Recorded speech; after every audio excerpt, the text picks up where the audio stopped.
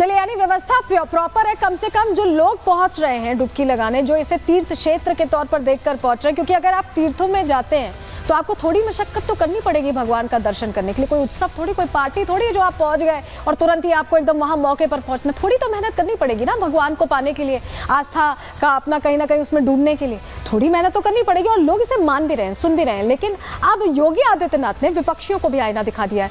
क्या सीधा संदेश दिया है, समझिए। पहले जानकारी आपको दे रहे हैं। देखिए, सबसे पहले समझिए, 45 करोड़ लोगों ने अब तक कुंभ में स्नान कर लिया। ये बहुत बड़ी संख्या है। आप अगर सोचें कि एक छोटे क्षेत्र में इन्हें मैनेज करना इतना आसान होगा तो नहीं, लेकिन इसके बावजूद व्यवस्थाएं की गई, उन्हें एक्नॉलेज करना चाहिए। महाकुंभ में जन सैलाब जिस तरह से उमड़ा है, उससे विरोधी जरूर परेशान दिखाई दे रहे हैं। अखिलेश ने जाम पर सवाल उठाया, योगी की व्यवस्थाओं को उन्होंने फेल बताया। पहले भी उठाते रहे सवाल। अखिलेश के आरोपों पर योगी आदित्यनाथ भड़कते दिखाई दिए, नाराज होते दिखाई दिए। योगी ने अखिलेश पर निशाना साधा और कुंभ के दुष्प्रचार का आरोप लगाया। कहा कि वो दुष्प्रचार कर रहे हैं। योगी बोले कि जानबूझकर दुष्प्रचार कर रहे हैं अखिलेश। अखिलेश ने जीवन भर वीवीआईपी ट्रीटमेंट लिया है, ये भी कहा योगी आदित्यनाथ ने। यानी आप समझ लीजिए कि योगी आदित्यनाथ ने सीधे बता दिया कि इस मौके में भी सियासत खोजने के बजाय अगर अखिलेश यादव चाहते तो वो थोड़ी मदद कर सकते थे सरकार की, मुख्य विपक्षी पार्टी के तौर पर उनकी भी कुछ जिम्मेदारी बनती थी। लेकिन यहाँ भी उन्होंने सिर्फ सियासी मौका ही खोजा है। रिपोर्ट आपको दिखा रहे हैं।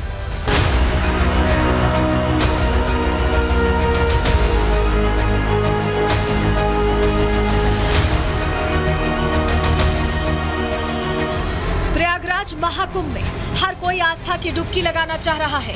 भीड़ ज्यादा है तो थोड़ी परेशानियां भी हो रही हैं, लेकिन ये जो थोड़ी सी परेशानियां हैं, यही विपक्ष के नफरती एजेंडे का सहारा बन रही हैं। विपक्ष ऐसी ही कुछ छोटी मोटी परेशानियों के वीडियो के जरिए महाकुंभ को बदनाम करने की कोशिश कर रहा है। यहाँ तक कि संसद में बार बार महाकुंभ के जरिए योगी सरकार को कटघरे में खड़ा कर रहा है। और ये पहली बार हुआ होगा ऐसा कि लोग 300 किलोमीटर के जाम में फंस गए। न केवल एक मुख्यमंत्री सभापति महोदय, उन्हें दो मुख्यमंत्रियों को लगाना पड़ा कि कैसे जाम रुक जाए। ट्रैफिक मैनेज नहीं कर पा रहे हैं आप। हर शहर में ये कहा गया कि कोई शहर से निकले नहीं, सबके सब वहीं पर रुक जाएं, आगे नहीं जा सकते, दर्शन नहीं कर सकते। अगर ये सच्चाई नहीं है, सभापति महोदय, सब बॉर्डर सील हुए हैं। जितना भारत के लोग सब बॉर्डर सील हुए हैं। योगी को जैसे प्रयागराज में जाम की सूचना मिली, उन्होंने ऑफिसर्स की फौज ग्राउंड पर उतार दी, जिससे धीरे धीरे जाम से निजात मिल गई। इसके बाद योगी ने महाकुंभ को बदनाम करने के विपक्ष के सनातन विरोधी एजेंडे को एक्सपोज किया।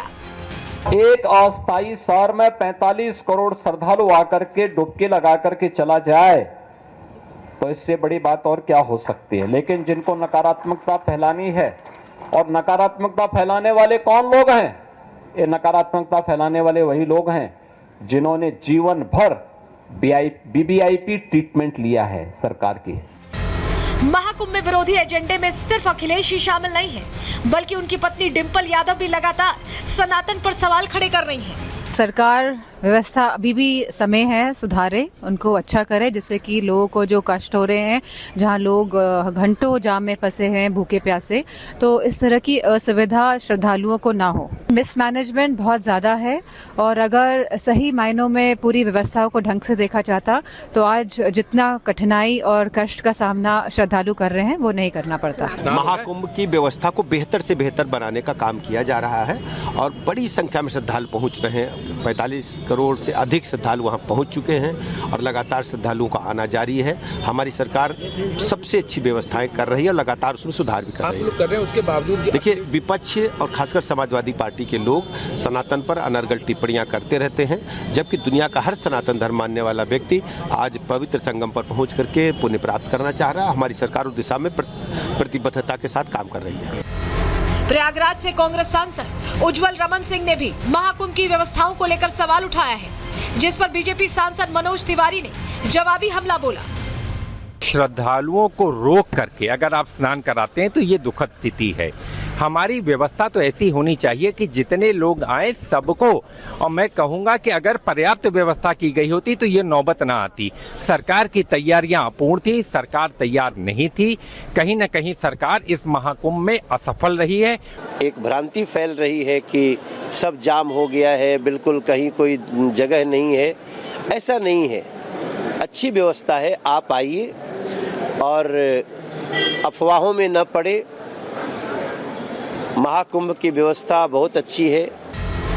एक तरफ योगी आदित्यनाथ प्रयागराज में करोड़ों श्रद्धालुओं की व्यवस्था में जुटे हैं, तो दूसरी तरफ समाजवादी पार्टी और कांग्रेस दोनों मिलकर अपना सनातन विरोधी एजेंडा चला रहे हैं। योगी सरकार को बदनाम करने के लिए महाकुंभ की छोटी मोटी अव्यवस्थाओं को बढ़ा चढ़ाकर पेश कर रहे हैं। लेकिन सवाल यह है कि क्या अखिलेश के शासन में कोई गलती नहीं हुई? क्या अखिलेश सियासी माइलेज के लिए सनातन विरोधी एजेंडा चला रहे हैं? Bureau report, Republic Bharat. आप देखते होंगे कि जब भी इस तरह का कोई आयोजन होता है, शादी विवाह भी होता है आपके घर में, तो थोड़ी व्यवहारिक दिक्कतें आती हैं। लेकिन अब आपको जरा हम समझा रहे हैं कि यह आयोजन कितना अच्छे से किया गया है और किस मुश्किल का भी सामना करना पड़ रहा है, क्योंकि बहुत बड़ी संख्या। आप समझिए प्रयागराज का, पहले आप समझिए क्षेत्रफल कितना है, 5482 वर्ग किलोमीटर इतना क्षेत्रफल है। ये हम आपको मैप भी दिखा रहे हैं यहाँ पर। और अभी कितने श्रद्धालु पहुंचेंगे? आप 45 के आगे जीरोस देख रहे हैं, 45 करोड़ की संख्या है और ये बढ़ेगी। इतने क्षेत्रफल में 45 करोड़ श्रद्धालु जब पहुंच रहे हैं तो थोड़ी बहुत दिक्कतें तो आएंगी। क्षेत्रफल इतना बड़ा तो नहीं है और कई देशों की तुलना आप देख लीजिए। इसमें सिर्फ प्रयागराज की तुलना हम अगर अमेरिका से करें तो आप समझिए 98 लाख वर्ग किलोमीटर का दायरा है और यहाँ पर कुल इनकी जनसंख्या 33.49 करोड़ है। आप देख रहे हैं महज प्रयागराज में छोटी से वर्ग क्षेत्र में कितने लोग पहुंचे हुए हैं। रूस से भी कंपैरिजन कर लीजिए आप। यहाँ पर 1.71 करोड़ वर्ग किलोमीटर का दायरा है और जनसंख्या कितनी है? 14.38 करोड़। वहीं यूरोप की बात कर लेते हैं, 44 देश आते हैं यूरोप में, 74.23 करोड़ सारे देशों को मिला लें तब इतनी इनकी जनसंख्या। और 45 करोड़ तो यहाँ भारत में अभी प्रयागराज में स्नान ही कर चुके हैं 1 महीने में। खाड़ी देश की अगर बात कर लें तो यहाँ पर 7 देश आते हैं और 5.64 करोड़ इनकी जनसंख्या। मिडिल ईस्ट की बात कर लें तो 17 देश आते हैं, 37.1 करोड़ इनकी जनसंख्या। जितनी इन देशों की जनसंख्या है 100 देशों को मिलाएंगे तब 45 करोड़ लोग बनेंगे जो यहाँ पर स्नान कर रहे हैं 5482 वर्ग किलोमीटर में। तो सवाल पूछना तो बहुत आसान है, लेकिन ये समझना भी चाहिए कि एक सीमित क्षेत्र में जब इतने लोग पहुंचेंगे तो व्यवहारिक दिक्कतें आएंगी और सभी को उसमें सपोर्ट करना होगा, चाहे जो लोग दर्शन करने आ रहे हैं, चाहे जो प्रशासन के लोग हैं या विपक्ष को भी इसमें सपोर्ट करना चाहिए। चलिए आगे बढ़ते हैं, अब अगले सेगमेंट की ओर आगे बढ़ रहे हैं और बात करने वाले अमानतुल्लाह खान की, क्योंकि नए विवाद के साथ उनका नाम फिर से जुड़ गया है, आप वाले अमानतुल्लाह खान का। बात उनकी।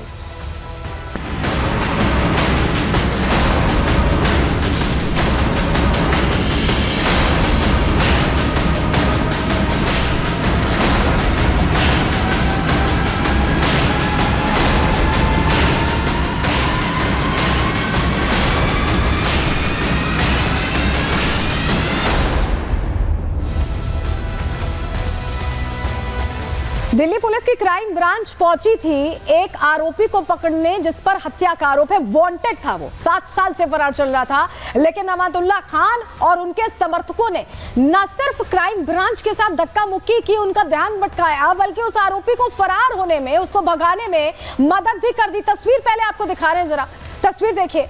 ये जो तस्वीर देख रहे हैं आप जामिया, ये वही इलाका है जहां से अमानतुल्लाह खान विधायक है। और वांटेड को पकड़ने जब पुलिस पहुंची तो इनके समर्थकों ने और इन्होंने खुद उस वांटेड को भागने में मदद कर दी।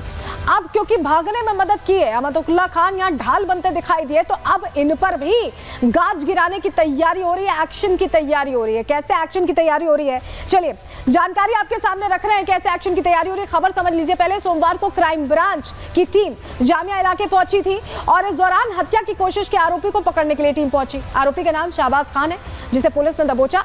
अमानतुल्लाह अपने समर्थकों के साथ वहां पहुंच गए, क्राइम ब्रांच की टीम से धक्का मुक्की करने लगे, उनका ध्यान भटकाने लगे। आरोपी शाहबाज खान मौके से ऐसे में मौका देकर फरार हो गया, यानी पूरी तरह से तैयारी के साथ फरार हुआ। और जरा ये तस्वीर भी देख लीजिए। अमानतुल्लाह की तलाश अब चल रही है। ये पुलिस दबिश देने पहुंची थी, पुलिस एक्शन में, क्योंकि अमानतुल्लाह ने साथ दिया है। ऐसे में तलाश के लिए पुलिस पहुंची, लेकिन अमानतुल्लाह तो अपने घर पर है ही नहीं, फरार बताए जा रहे हैं। कहां चले गए, अंडरग्राउंड हो गए, सवाल बहुत सारे हैं। ऐसे में केस दर्ज किया गया, जानकारी आपको दे रहे हैं।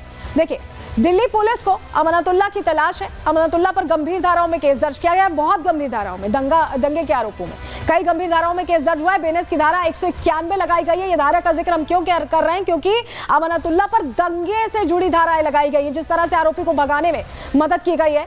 दिल्ली पुलिस अब लगातार दबिश दे रही है। अमानतुल्लाह के घर भी पहुंची थी पुलिस, हमने आपको तस्वीर दिखाई, लेकिन अभी तक पकड़ा नहीं गया है।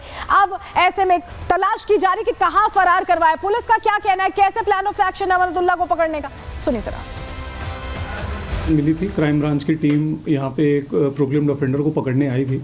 उस दौरान जो है अमानतुल्लाह अपने समर्थकों के साथ आए और जो हमारा प्रोक्लेम्ड ऑफेंडर था शावेज खान, इसको तो पहले भी विवादों से नाता रहा, एक और विवाद जुड़ गया, एक और केस जुड़ गया और ऐसे में तलाश तेज हो गई अमानतुल्लाह खान की। आपकी मुसीबत दिल्ली चुनाव में हारने के बाद भी खत्म नहीं हो रही है। इसी